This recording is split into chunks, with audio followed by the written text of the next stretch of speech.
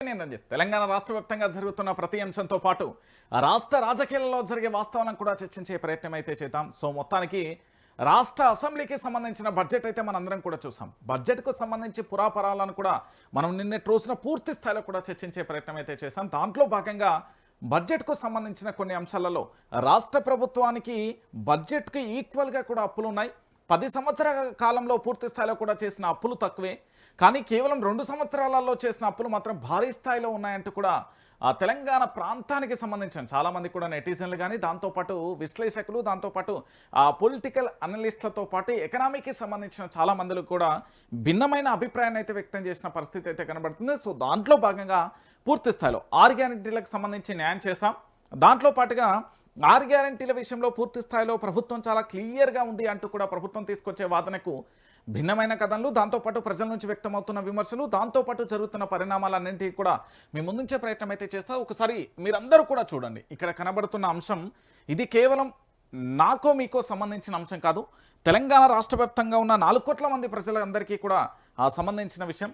ఎందుకు నేను 4 కోట్ల మంది అని పదే మెన్షన్ చేస్తున్నా అంటే, దీంట్లో ఒక ప్రధానమైన అంశం ఉంది.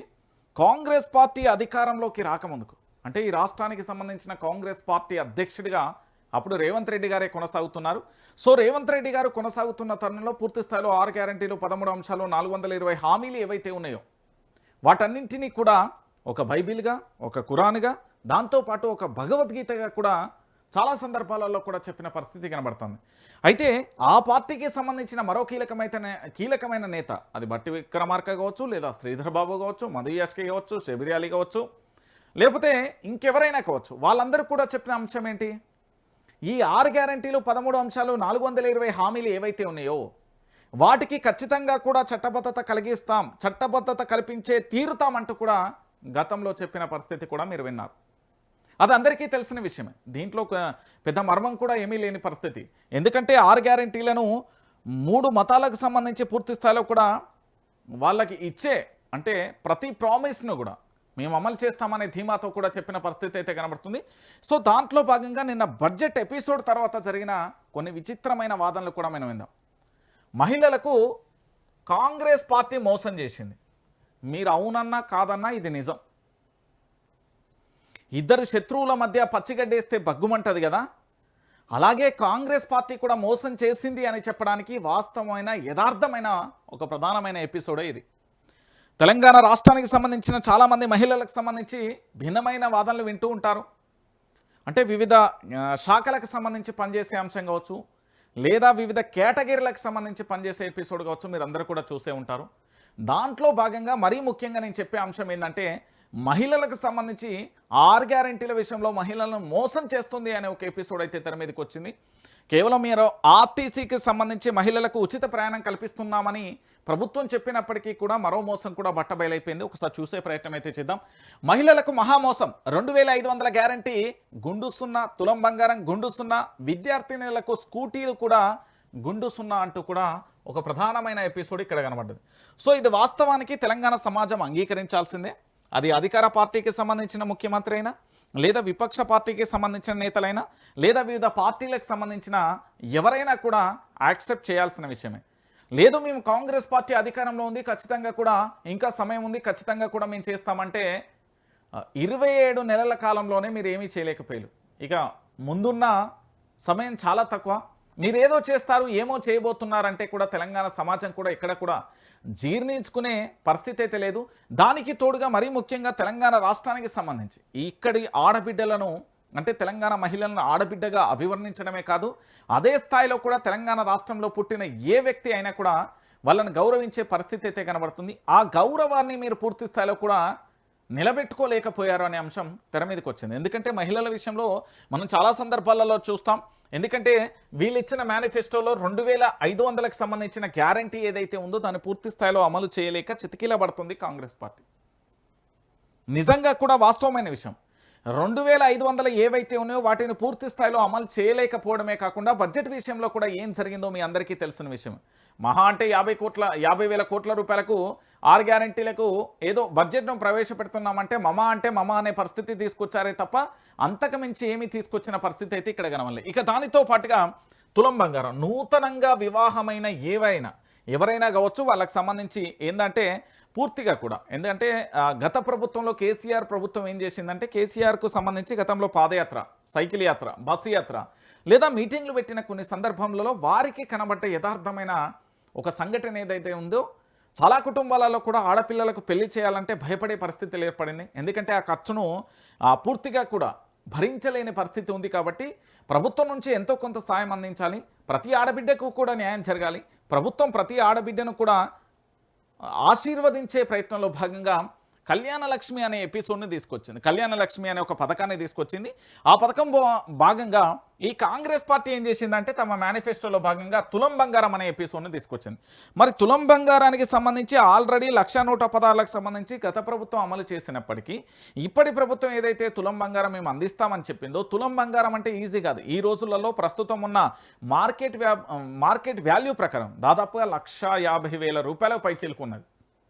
అంటే గత ప్రభుత్వం 1,116,000 ఇస్తే ఇది 1,50,000, ఆల్మోస్ట్ 2 లక్షల చిల్లర, 2,50,000 వరకు కూడా ప్రభుత్వం అందించాల్సి ఉంటుంది ఒక్కొక్క నూతన జంటకు. వాళ్ళకు కూడా అందించలేని పరిస్థితి కనబడింది. సో దీంట్లో కూడా గుండు సున్నా అని చెప్పడంలో ఎలాంటి డౌట్ లేదు.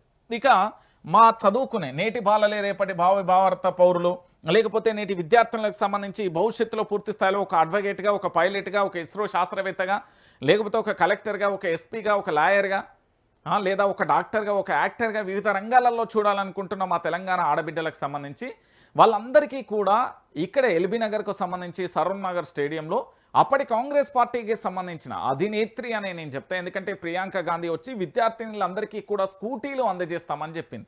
మరి ఈ స్కూటీలకు సంబంధించిన బడ్జెట్ ఎక్కడైనా కనబడ్డదా అంటే గుండు సున్నా అనేది వాస్తవమైన విషయం.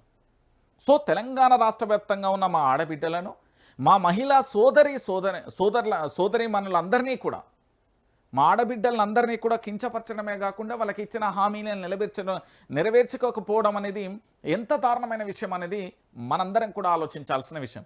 సో మహిళలకు భారీగా మోసం చేసింది అనేది వాస్తవమైన విషయం. సో మహిళలు మోసపోతున్నారు, దాంతోపాటు ప్రభుత్వం కూడా మోసం చేస్తున్నది అనేది నిజం, ఇది వాస్తవం. ఎందుకంటే 3 అంశాలను చూడొచ్చు. 2,500 సంబంధించిన గ్యారంటీ విషయంలో, తులం బంగారం విషయంలో, విద్యార్థినులకు సంబంధించిన స్కూటీల విషయంలో పూర్తి స్థాయిలో మోసపోయిన పరిస్థితి కనబడింది. ఇక దాంతోపాటు రైతన్నలకు సంబంధించి ఎందుకంటే 6 కాలం కష్టపడి పూర్తి స్థాయిలో అరవకొరం అంటే మార్కెట్కు తీసుకెళ్లిన మద్దతు ధర వస్తుందో లేదో తెలియదు, కరెంటు ఉన్నా లేకపోయినా, నీళ్లు ఉన్నా లేకపోయినా, ఎరువులు అందినా అందకపోయినా, పెట్టుబడి అందినా అందకపోయినా, ఆ కూలీ వాళ్ళు వచ్చినా రాకపోయినా పూర్తి స్థాయిలో 6 కాలం కష్టపడి పండించిన పంటను మార్కెట్లోకి తీసుకొచ్చి దేశానికి అన్నం పెట్టే రైతాంగానికి సంబంధించి జై జవాన్ జై కిసాన్ అంటాం. అంటే ఇక్కడ భారతదేశాన్ని రక్షించే మన బార్డర్లో ఉండే సైనికులకు ఎంత విలువిస్తామో అదేవిధంగా దేశానికి అన్నం పెట్టే రైతన్నకు కూడా అంతే విలువిస్తాం. అలాంటి రైతన్నకు కూడా కాంగ్రెస్ పార్టీ మోసం చేసిందంటే ఇంతకు మించిన మరో అంశం కూడా ఎక్కడ కనబడదు. ఒకసారి చూడండి, రైతన్నలకు దగ 15,000 రైతు భరోసా దోక, 500 పంట బోనస్ బోక, కౌలు రైతులకు సంబంధించి కౌలు రైతులకు దాంతోపాటు రైతు కూలీలకు కూడా దోక అంటూ కూడా చూస్తున్న పరిస్థితి కనబడుతుంది. ఇక్కడ చాలా స్పష్టంగా కూడా మనం చూడాల్సిన అంశం ఏంటంటే రైతులకు సంబంధించి 15,000 రూపాయలకు సంబంధించి రైతు భరోసా ఇస్తామని చెప్పింది. అంటే గతంలో కేసీఆర్ ప్రభుత్వానికి సంబంధించి రైతులు ఎవరైతే పంటలు పండిస్తున్నారో వాళ్ళు ఎవరైతే మిత్తి ధరకి సంబంధించి అంటే వడ్డీ వ్యాపారుల దగ్గరికి వెళ్ళి అధిక వడ్డీలకు పూర్తి స్థాయిలో అప్పులను తీసుకొచ్చి పెట్టుబడి పెట్టి అంటే దుక్కి దున్నడానికి కానీ లేదా పూర్తి స్థాయిలో పంట వేయడానికి కానీ విత్తనాలు కానీ ఎరువులకు సంబంధించి కానీ ఏదైనా విషయంలో అంటే భూమిని చదును చేసే విషయంలో కావచ్చు, లేకపోతే పంటలకు సంబంధించి విత్తనాలను తీసుకొచ్చే విషయంలో కావచ్చు, లేదా కూలీల విషయంలో కావచ్చు, మరే విషయంలోనైనా పూర్తి స్థాయిలో వడ్డీ వ్యాపారుల దగ్గరికి వెళ్ళి విపరీతమైన అప్పు తీసుకురావడం వల్ల రైతు అప్పుల ఊబిలో చిక్కుకుపోతున్నాడు. కాబట్టి ఆ అప్పుల ఊబి నుంచి బయటపడేందుకు కేసీఆర్ ప్రభుత్వం పూర్తి స్థాయిలో ఒక ప్రణాళిక రచించింది. దాంట్లో భాగంగానే పూర్తిగా కూడా రైతన్నలకు సంబంధించి రైతు బంధు అనే ఒక పథకాన్ని తీసుకొచ్చింది. కానీ ఇప్పటి ప్రభుత్వం ఏం చేసింది, కేసీఆర్ ఉంటే 6,000, మేమొస్తే 15,000, లేదా కేసీఆర్ ఉంటే ఉదాహరణకు 10,000 అనుకుందాం, మేముంటే 20,000 అంటూ కూడా అలవి కాని హామీలను ఇచ్చి పూర్తి స్థాయిలో కూడా రైతన్నలను కూడా మోసం చేసింది కాంగ్రెస్ ప్రభుత్వం. ఎందుకంటే ఈ విషయంలో పూర్తి స్థాయిలో ఎవరు అంగీకరించకపోయినా ఇది యథార్థమైన సంఘటన. మనం తినే ప్రతి అన్నం అంటే ప్రతి మెతుకు మీద రైతన్న పేరు ఉండొచ్చు ఉండకపోవచ్చు, కానీ ఈ దేశానికి అన్నం పెట్టే రైతన్నకు సంబంధించి పూర్తి స్థాయిలో కనీసం వాళ్ళకి ఏమీ చేయలేకపోతున్నామనే ఒక నిస్సాయ స్థితిలో మాత్రం ప్రతి ఒక్కరిని కూడా వెంటాడుతున్నది అనేది వాస్తవమైన విషయం. ఎందుకంటే వ్యవసాయ రంగాన్ని ఎంత అభివృద్ధి చేస్తే దేశం అంతా దేశంలో ఉన్న అన్ని రాష్ట్రాలకు సంబంధించి మన రాష్ట్రం అయితే పరుగులు పెట్టే అవకాశం ఉంటుంది. అది అందరికీ తెలిసిన విషయమే. సో పూర్తి స్థాయిలో రైతన్నకు కూడా పూర్తి స్థాయిలో కూడా మొండి చూపెట్టిన పరిస్థితి అయితే కనబడుతుంది. ఇక ఆరుగాలం పండించిన పంట దాని గురించి మనం పెద్దగా చెప్పాల్సిన అవసరం లేదు. కరెంటు ఉన్నా లేకపోయినా, నీళ్లు ఉన్నా లేకపోయినా, ఎరువులు ఉన్నా లేకపోయినా, పెట్టుబడి ఉన్నా లేకపోయినా, కూలీలు వచ్చినా రాకపోయినా మొత్తానికి పంట పండించి ఆ పంటను తీసుకుని వచ్చి మార్కెట్లో పూర్తి స్థాయిలో కూడా ఆ మార్కెట్ యార్డుకు తీసుకొచ్చినప్పుడు ఆ పంటకు కనీస మద్దతు ధర లేకపోవడంతో చాలామంది రైతులు కూడా చాలా బాధపడుతున్న పరిస్థితి అయితే కనబడుతుంది. వీళ్ళు ఏం చెప్పిల్లంటే సన్నాలకు పూర్తి స్థాయిలో కూడా 500 బోనస్ ఇస్తామని కాంగ్రెస్ చెప్పింది. అయినప్పటికీ 500లకు సంబంధించి పూర్తిగా కూడా అమలు చేయలేకపోవడంలో కూడా ప్రభుత్వం విఫలమైంది అని చెప్పడంలో వాస్తవమైన విషయం. ఇక ఇదైతే నేను చెప్పినా కదా, ఈ ప్రపంచంలో ఉన్న ఏదైతే వింతలలో ఇదొక వింత అని నేను గతంలో కూడా చెప్పినా, ఇప్పుడు కూడా చాలా స్పష్టంగా చెప్తా. ఎందుకు ఎట్లా చెప్తావు అంటే కూడా నా దగ్గర కొన్ని ఆధారాలు ఉన్నాయి. కౌలు రైతులు, దాంతోపాటు రైతులు. నాకు వ్యవసాయ భూమే ఉంది. అది ఒక వ్యవసాయ భూమి, ఉదాహరణకు ఒక 5 ఎకరాలు అనుకుందాం. ఈ 5 ఎకరాలకు సంబంధించి పూర్తి స్థాయిలో దీన్ని నేను ఏం చేస్తున్నా అంటే కౌలుకి ఇచ్చే ప్రయత్నం చేస్తున్నా. ఈ కౌలుకి ఇచ్చే ప్రయత్నంలో భాగంగా రైతు కూలీలకు, రైతులకు కూడా ప్రభుత్వం పైసలు ఇస్తా అని చెప్పింది. అంటే భూమి నాది, నేను వేరే వాళ్లకు పూర్తి స్థాయిలో కౌలుకి ఇస్తున్నా. అంటే వాళ్ళని పంట పండించుకోండి, దానికి సంబంధించి కౌలు శిస్తు కూడా, అంటే కౌలుకు సంబంధించి ఆ పైసలు కూడా నేను తీసుకుంటా. దాంతోపాటుగా రైతు కూలీలకు సంబంధించి ఏవైతే పైసలు ఇస్తున్నారో అవి కూడా నాకు ఇస్తా అని చెప్పారు. ఇది $1 మిలియన్ ప్రశ్న అని గతంలో చెప్పినా, ఇప్పుడు చెప్తున్నా. సో రైతులకు సంబంధించి, రైతు కూలీలకు సంబంధించి కూడా పైసలు ఇస్తా అన్నాడు. మరి ఆ పైసలు ఏడికి పోయినాయి, ఎవరి జేబులోకి వెళ్ళినాయి, ఎక్కడికి వెళ్ళినాయి అనేది మన రాష్ట్ర ముఖ్యమంత్రి యనుమల రేవంత్ రెడ్డి గారే చెప్తే బాగుంటుంది అనేది తెలంగాణ రాష్ట్ర వ్యాప్తంగా ఉన్న చాలామంది కూడా చెప్తున్న పరిస్థితి అయితే కనబడుతుంది. ఇక దీనికి తోడు మరొక అంశం, ఎందుకంటే రైతులకు సంబంధించి పూర్తి స్థాయిలో కూడా ప్రభుత్వం మోసం చేసింది, రైతన్నలకు మొండి చేయి చూపెట్టింది. రైతన్నలను పూర్తి స్థాయిలో పట్టించుకునే ఆలోచనలో ప్రభుత్వం లేదు. ఎందుకంటే వ్యవసాయం చేసిన వారికి వ్యవసాయం విలువ తెలుస్తుంది. రైతు బిడ్డకే, రైతుకు సంబంధించి పూర్తి స్థాయిలో కష్ట నష్టాలు ఏందో తెలుస్తాయి. ప్రభుత్వం వచ్చింది కదా, ఓటు బ్యాంక్తో మేము గెలిచాం, మేము అధికారంలో ఉన్నాం, మేము ఏం చేసినా చెల్తుంది అంటే గతంలో రైతు ఉద్యమాలు చూసినాం. బషీర్బాగ్ దగ్గర రైతుల మీద కాల్పులు జరిగిన సంఘటన కూడా మనం చూసాం. కాంగ్రెస్ వస్తే కరువు వస్తుంది, కాంగ్రెస్ వస్తే కాల్పులు వస్తాయి అనేది చూసిన సంఘటన అయితే కనబడుతుంది. మరి ఇప్పుడు ఏమవుతుందో కూడా మనం వేచి చూడాలి. ఇక దాంతోపాటుగా ఇది చాలా పెద్ద విషయం. తెలంగాణ రాష్ట్ర రాజకీయాలలో ముఖ్యమంత్రి పీఠం మారుతుంది. ముఖ్యమంత్రి రేవంత్ రెడ్డి కుర్చీ మీద వేరొక మంత్రి కూర్చున్నాడు అంటే ఎంత ఆసక్తిగా తెలంగాణ సమాజం చూస్తుందో. ఈ తెలంగాణ రాష్ట్రానికి సంబంధించిన ముఖ్యమంత్రి పీఠాన్ని కదిలించే ఏకైక శక్తి ఉన్న వ్యక్తులు ఈ సమాజంలో ఎవరైనా ఉన్నారు అంటే వాళ్ళు యువతే.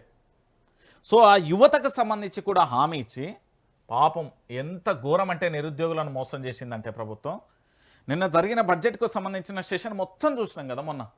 నిన్న పూర్తి స్థాయిలో దానికి సంబంధించి కూడా వివరించే ప్రయత్నం చేసిన నేను. ఇక్కడ ఒక్కసారి చూడురు మీరే, ఇది కనబడ్డా?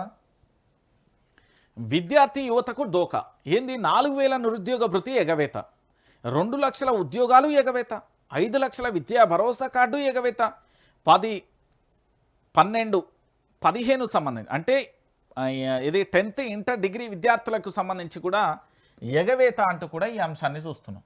నేనేమంటున్నానంటే ఈ నిరుద్యోగులకు సంబంధించి పూర్తి స్థాయిలో వీళ్ళకు ఉద్యోగాలకు రావాలంటే ఇప్పటికే పూర్తి స్థాయిలో తెలంగాణలో 40 లక్షల మంది నిరుద్యోగులు ఉన్నారు. ఆ 40 లక్షల మందికి సంబంధించిన నిరుద్యోగులలో భాగంగా ఇప్పుడున్న పరిస్థితులలో అంటే 3/22/2026 ప్రకారం ఇప్పటి వరకు కూడా నిరుద్యోగులకు సంబంధించి మళ్ళొక్కసారి మీరు ఎన్రోల్ చేసుకోర్రి అని చెప్తే దాదాపుగా 80 లక్షల నుంచి సుమారు 1 కోటి వరకు కూడా విద్యార్థులు వచ్చే అవకాశం ఉంటుంది నిరుద్యోగులకు సంబంధించి. ఈ నిరుద్యోగులకు సంబంధించి ఉద్యోగ అవకాశాలు కల్పిస్తాం. నిరుద్యోగులకు సంబంధించి ఉద్యోగ క్యాలెండర్ ఏదైతే ఉందో దాన్ని రిలీజ్ చేస్తాం. దానితో పాటుగా ఈ 2 లక్షల ఉద్యోగాలు కూడా ప్రతి ఏడాది ఏవైతే ఖాళీలు ఉన్న ఉద్యోగాలు ఉన్నాయో వాటన్నింటిని కూడా ఫిలప్ చేస్తాం. ఒకవేళ ఉద్యోగాలు రాని నిరుద్యోగులు ఎవరైనా ఉంటే వాళ్ళకి సంబంధించి నెలకు 4000 నిరుద్యోగ భృతి ఇస్తామంటూ కూడా ప్రభుత్వం చెప్పింది. మీరు చెప్పిందో నేను చెప్పిందో కాదు, మన రాష్ట్రానికి సంబంధించిన ముఖ్యమంత్రి యనుమల రేవంత్ రెడ్డి గారి సారథ్యంలో ప్రభుత్వం చెప్పిన ముచ్చట. ఇక ఈ విషయంతో పాటు విద్యార్థులకు ఏం చెప్పింది, 5 లక్షల విద్యా భరోసా కార్డు ఇస్తామంటూ 10 ఇంటర్ డిగ్రీ విద్యార్థులకు సంబంధించి పూర్తి స్థాయిలో వీళ్ళ ముగ్గురికి సంబంధించి అంటే యువతకు సంబంధించి పూర్తి స్థాయిలో కూడా ఏదో చేస్తా విద్యార్థులకు సంబంధించి అని చెప్పే ప్రయత్నం చేసినప్పటికీ కూడా నిరుద్యోగులకు ఉద్యోగ అవకాశాలు లేవు. వాళ్ళు ఇప్పటికే ధర్నాలు చేస్తారు, రాస్తోరోకోలు చేస్తారు, దాంతోపాటు దీక్ష చేసిళ్ళు, ఆమరణ నిరాహార దీక్ష చేసిళ్ళు, ఎక్కడికి ఒంగడికి అక్కడే. రెండోది ఇక్కడ విద్యార్థులకు సంబంధించి పూర్తి స్థాయిలో కూడా వాళ్ళకి విద్యా భరోసా కార్డు ఇస్తా అని చెప్పిండు, అంటే ఫీజులు కట్టకుండా. ఇక దాంతోపాటుగా ఇంటర్ 10th డిగ్రీ విద్యార్థులు చదివి లెవెల్ అయితే ఉందో వాళ్ళకి ఎంతో కొంత పైసలు ఇస్తా అని చెప్పిండు మనసారే ముఖ్యమంత్రి యనమల రేవంత్ రెడ్డి గారే, మన ప్రభుత్వమే చెప్పింది. కానీ ఇప్పటికీ కూడా అది అమలుకు నోచుకున్న పరిస్థితి అయితే ఎక్కడా కనిపించని పరిస్థితి కనబడుతుంది. ఫైనల్గా ఇక్కడ జరిగే ఎపిసోడ్ ఏంటంటే విద్యార్థులకు సంబంధించి యువతకు సంబంధించి పూర్తి స్థాయిలో కాంగ్రెస్ ప్రభుత్వం అధికారంలోకి వచ్చి ఎగవేత కార్యక్రమాన్ని మొదలుపెట్టింది తప్ప వాళ్ళకి ఏదో న్యాయం చేస్తాం మేమేదో చేస్తామన్న కోణంలో రాని పరిస్థితి కనబడుతుంది. ఇక సబ్బండ వర్గాలు, తెలంగాణ ఉద్యమంలో సబ్బండ వర్గాలు అంటే పేరు అందరికీ తెలిసిన విషయమే. SC ST BC OC minority ఏ కుల మతాలున్నా, అది హిందువా మార్వాడియా ముస్లిమా లేకపోతే ఏ కులానికి సంబంధించి ఏ మతానికి సంబంధించి ఉన్నా కూడా ఈ తెలంగాణలో పూర్తి స్థాయిలో కూడా ఇక్కడ నివసించే ప్రతి ఒక్క వ్యక్తి గుండె కొట్టుకున్నది ప్రత్యేక తెలంగాణ రాష్ట్రం రావడానికి కోసం. సో దాంట్లో భాగంగా ప్రతి ఒక్కరూ పోరాటం చేసిలు, ప్రతి ఒక్కరూ కూడా ఉద్యమం చేసిలు, ప్రతి ఒక్కరు కూడా జెండా మోసిలు, ప్రతి ఇంటి నుంచి కూడా ఒక్కొక్క అడుగు బయటికి కదిలి ఒక్కొక్క చేయి పిడికిలి బిగిస్తేనే తెలంగాణ రాష్ట్రం వచ్చింది. 2014 నుంచి 2023 వరకు పూర్తి స్థాయిలో కేసీఆర్ ప్రభుత్వంలో ఆ సబ్బండ వర్గాలకు న్యాయం జరిగింది. కానీ 2023 నుంచి 2026 ఇప్పటి వరకు పూర్తి స్థాయిలో ఏం జరిగిందో తెలియదు. కానీ బీసీ బంధు లేదు, దళిత బంధు లేదు, మైనార్టీ బంధు లేదు. ఎందుకు అంటే దీనికి సమాధానం లేని పరిస్థితి కనబడతాను. ఈ విషయంలో భాగంగా బీసీలకు 1,00,000 కోట్ల మోసం చేసిళ్ళు, ఎస్సీ ఎస్టీలకు సంబంధించి 12 లక్షల మోసం జరిగింది, ఎస్సీ ఎస్టీలకు 70% నిధుల కొరత జరిగింది, మైనార్టీలకు సంబంధించి సంక్షేమానికి మోసం జరిగిన పరిస్థితి కనబడుతుంది. ఎంత బాధాకరమైన విషయం అంటే మేము రాజ్యాధికారాన్ని చేపట్టాలని ఆశించే బీసీలకు మొండి చేయి జరిగింది, అది కాంగ్రెస్ పార్టీలో. ఎస్సీ ఎస్టీలకు సంబంధించి కూడా దాదాపుగా 12 లక్షలు. ఇంకా మరోవైపు ఎస్సీ ఎస్టీలకు సంబంధించి 70% నిధుల కోత జరిగింది వీళ్ళకు. ఇక మైనార్టీల సంక్షేమానికి కూడా గదే జరిగిన పరిస్థితి కనబడుతుంది.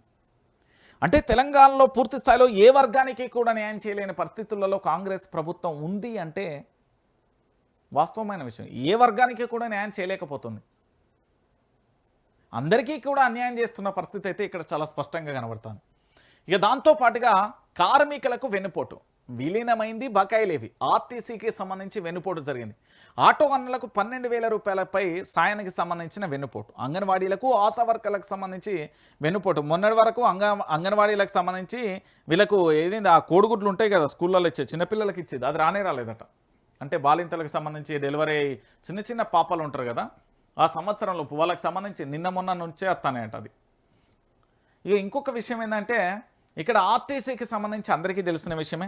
ఆర్టీసీ విషయంలో పూర్తి స్థాయిలో కూడా ఏం చెప్పిళ్ళు, గతంలో కేసీఆర్ ప్రభుత్వం అధికారంలో ఉన్నప్పుడు ఆర్టీసీకి సంబంధించిన ఉద్యోగులందరినీ ప్రభుత్వ ఉద్యోగులుగా గుర్తిస్తాం, దాంతోపాటుగా ఆర్టీసీకి సంబంధించిన భవనాలు భూములకు సంబంధించి వారందరికీ కూడా వాళ్ళ భవిష్యత్తు బాగుండేలా చూస్తామంటూ కూడా చెప్పింది గత ప్రభుత్వం.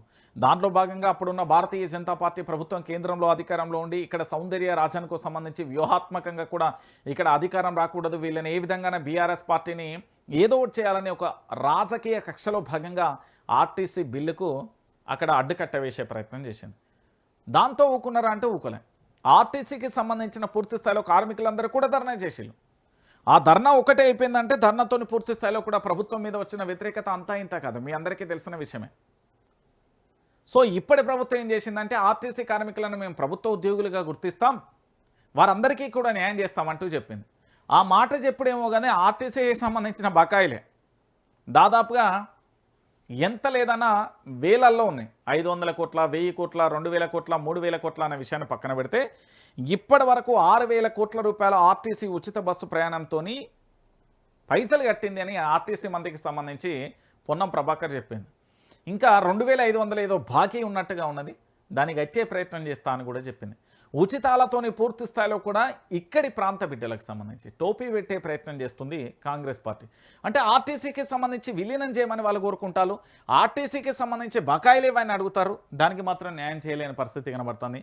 ఇక ఆటో అన్నల కార్మికులకు సంబంధించి ఇక వీళ్ళ గురించి చెప్పాలంటే అది పురిటి నొప్పుల బాధ. ఎందుకు నేను ఈ విషయాన్ని చెప్తున్నా అంటే ఆర్టీసీకి సంబంధించి ఒక ఎపిసోడ్ అయితే ఆటో కార్మికులకు సంబంధించి మరో ఎపిసోడ్. దాదాపుగా 100 పైచిలకు కూడా ఆటోకు సంబంధించిన కార్మికులు బలవన్మరణం చెందింది.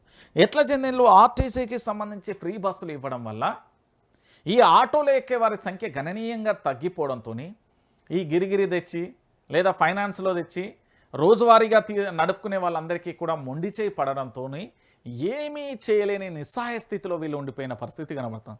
సో మొత్తానికి 12,000 రూపాయల సాయం మీద ఆటో కార్మికులకు కూడా అన్యాయం చేస్తే వాళ్ళు ఇప్పటికీ కూడా కన్నీరు మున్నీరు అవుతున్నాయి. చాలా కుటుంబాలు కూడా ఆర్తనాదాలు చేస్తున్నాయి. ఇక అంగన్వాడీలకు ఆశా వర్కర్లకు సంబంధించి పెద్దగా చెప్పాల్సిన అవసరం లేదు, అది మీ అందరికీ తెలిసిన ఎపిసోడే. వాళ్ళు ఎంత ధర్నాలు చేస్తారు, ఎంత రాస్తారోకలు చేస్తారు, వాళ్ళని ఏ విధంగా అరెస్టులు చేస్తారు, ఎంత అన్యాయంగా ఈడ్చుకెళ్ళిళ్ళు అనేది పెద్దగా చెప్పాల్సిన అవసరం లేదు. ఇక దాంతోపాటు ఉద్యోగులు రిటైర్ ఉద్యోగులపై పిడుగు. పిఆర్సీ ముచ్చటే అసలే లేదు, డిఏలపై పెంపు ప్రశ్నే లేదు, రిటైర్మెంట్ బెనిఫిట్ల ఊసే లేదు, పాత పెన్షన్ల విధానం ప్రస్తావనే లేదు. ఇగో ఉన్నన్నాళ్ళేమో గవర్నమెంట్కు గొడ్డు షాకిరి చేయాలి, చేసిన తర్వాత రిటైర్మెంట్ పెన్షన్ వస్తుందా అంటే లేదు, పోనీ పనిచేసేటప్పుడు ఏమైనా పిఆర్సీ వస్తుందా అంటే లేదు, పోనీ పాత పెన్షన్కు సంబంధించిన విధానం ఏదన్నా ఉంటుందా అంటే లేదు, పోనీ పనిచేస్తున్నాం కదా డిఏలను ఏమైనా పెంచుతారా అంటే కూడా అది లేని పరిస్థితి కనబడుతుంది. అంటే ప్రభుత్వానికి సంబంధించి ఎంత దారుణంగా ఉన్నది, ఎట్లున్నది అని చెప్తే ఇంతకు మించి పెద్దగా చెప్పాల్సిన అవసరం లేదు అనేది ప్రధానంగా కూడా కనబడుతున్న అంశం.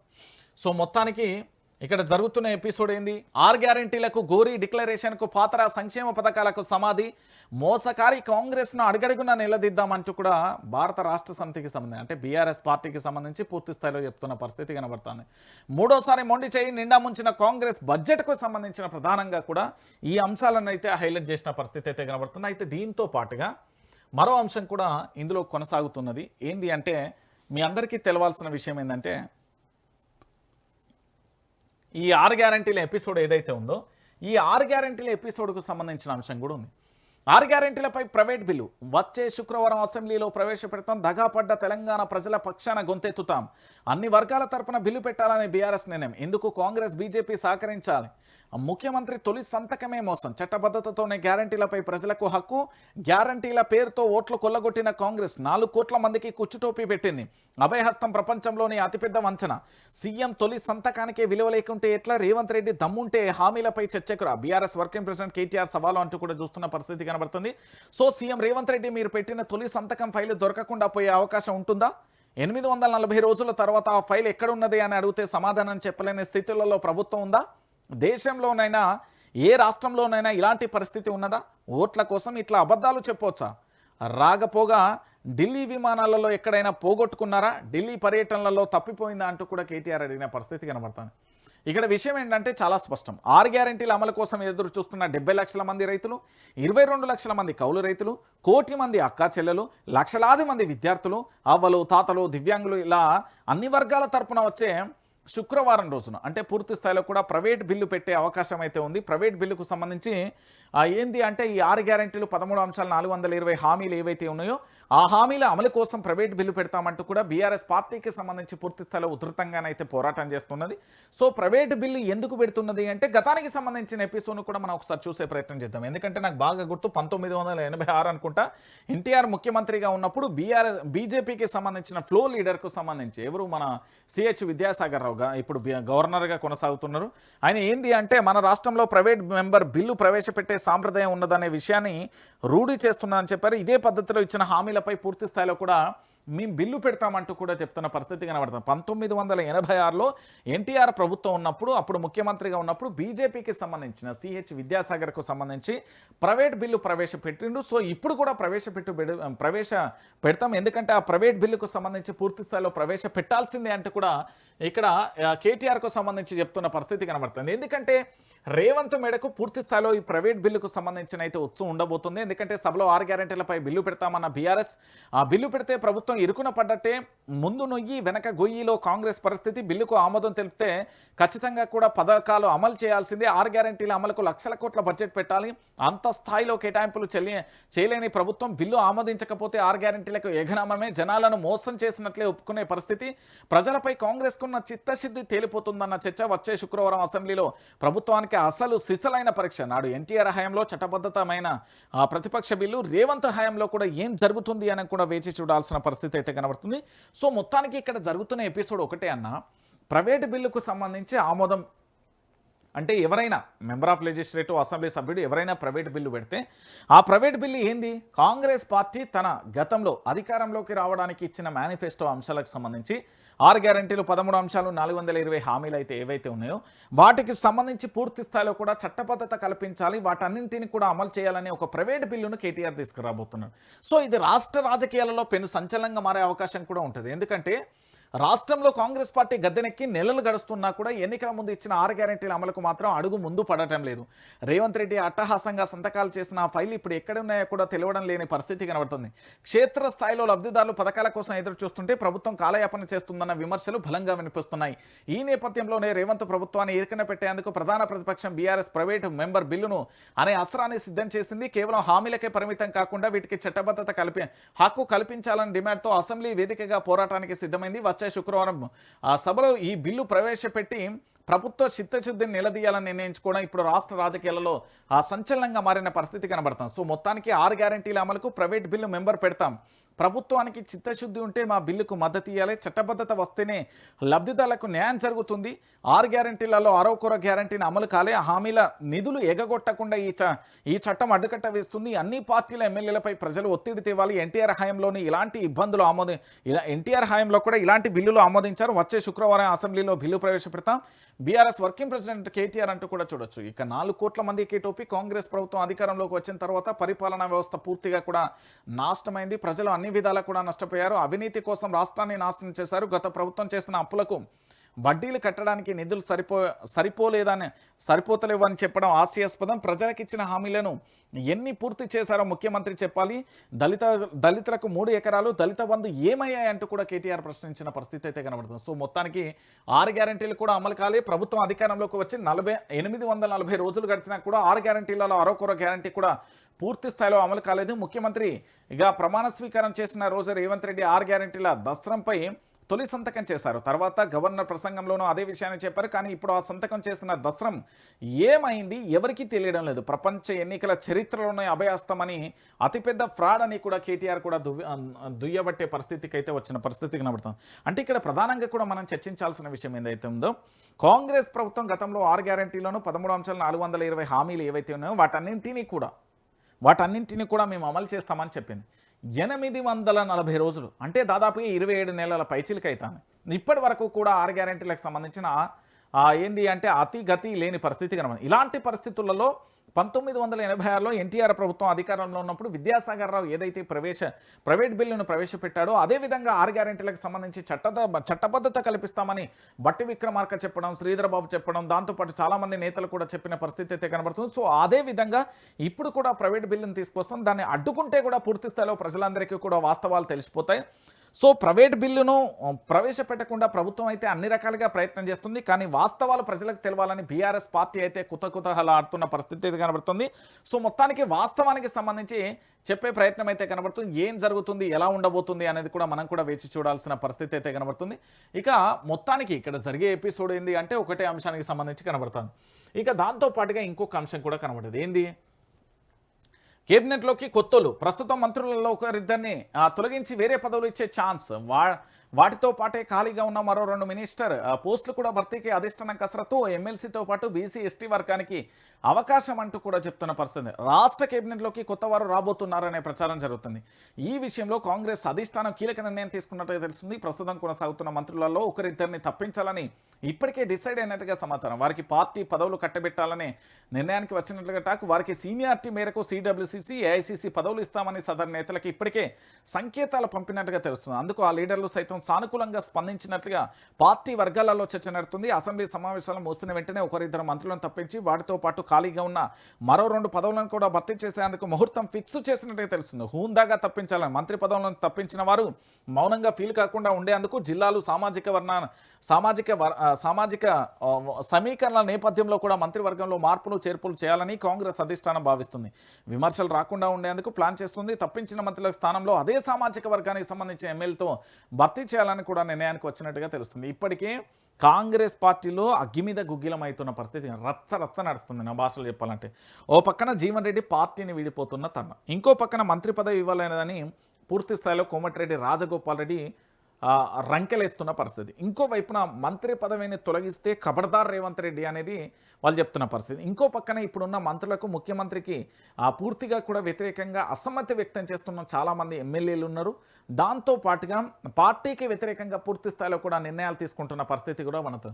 సో ఫైనల్గా ఇక్కడ జరిగేది ఏంటంటే కేబినెట్కు సంబంధించి విస్తరణ జరిగినప్పటికీ కూడా పాత వాళ్ళు ఎవరైతే ఉన్నారో వాళ్ళు పూర్తి స్థాయిలో పార్టీకి సంబంధించి వెళ్ళిపోయే తరుణం కనబడినా లేదా కొత్త వాళ్ళను ఇప్పుడు తీసుకొచ్చినా కూడా పార్టీకి సంబంధించిన విస్తరణలో భాగంగా ఏఐసీసీ కానీ సిడబ్ల్యూసీసీ పదవులు ఇస్తా అంటే మాకెందుకు ఆ పదవులు, మంత్రి పదవులు కావాలనే ఆలోచనలో వాళ్ళు ఉన్నారు. మంత్రి పదవి నుండి బయటికి పంపిస్తే ఇతర పార్టీలోకి వెళ్తామంటూ కూడా చాలా స్పష్టమైన సంకేతాలు కూడా ఇచ్చిన పరిస్థితి కనబడుతుంది. ఇంకో వైపు జరుగుతున్న పరిస్థితి ఏంటంటే కొత్త వాళ్ళకి అవకాశం ఇటు మున్సిపల్ శాఖ కానీ దాంతోపాటు ఐటీ వింగ్కు సంబంధించి విద్యాశాఖ మంత్రి, హోంమంత్రి ఇంకా చాలా రకాల పదవులు అయితే ఉన్నాయి. వాటన్నింటికీ కూడా మాకు కొత్త వాళ్ళకి అవకాశం కల్పించాలని చాలామంది ఇప్పటికే కూడా వాదన వినిపిస్తున్న పరిస్థితి అయితే కనబడుతుంది. సో కేబినెట్ విస్తరణతో జరగబోయే ప్రయత్నాలు, కేబినెట్ విస్తరణతో జరుగుతున్న పరిస్థితులు ఒకేలా ఉంటాయా లేదా అనేది కూడా మనం వేసి చూడాలి. సో మొత్తానిగా నేను చెప్పే ఎపిసోడ్ ఒకటే అండి, వైఆర్టీవీ తెలుగు న్యూస్ ఛానల్కి సంబంధించి ప్రతి ఒక్కరు కూడా సబ్స్క్రైబ్ చేయండి. ఎందుకంటే వాస్తవాల ప్రతి దృశ్యమే వైఆర్టీవీ ప్రజల పక్షాన్ని నిలుస్తుంది, ప్రజల కోసం ఉంటుంది. కాబట్టి ప్రతి ఒక్కరు కూడా సబ్స్క్రైబ్ చేయండి, లైక్ చేయండి, షేర్ చేయండి.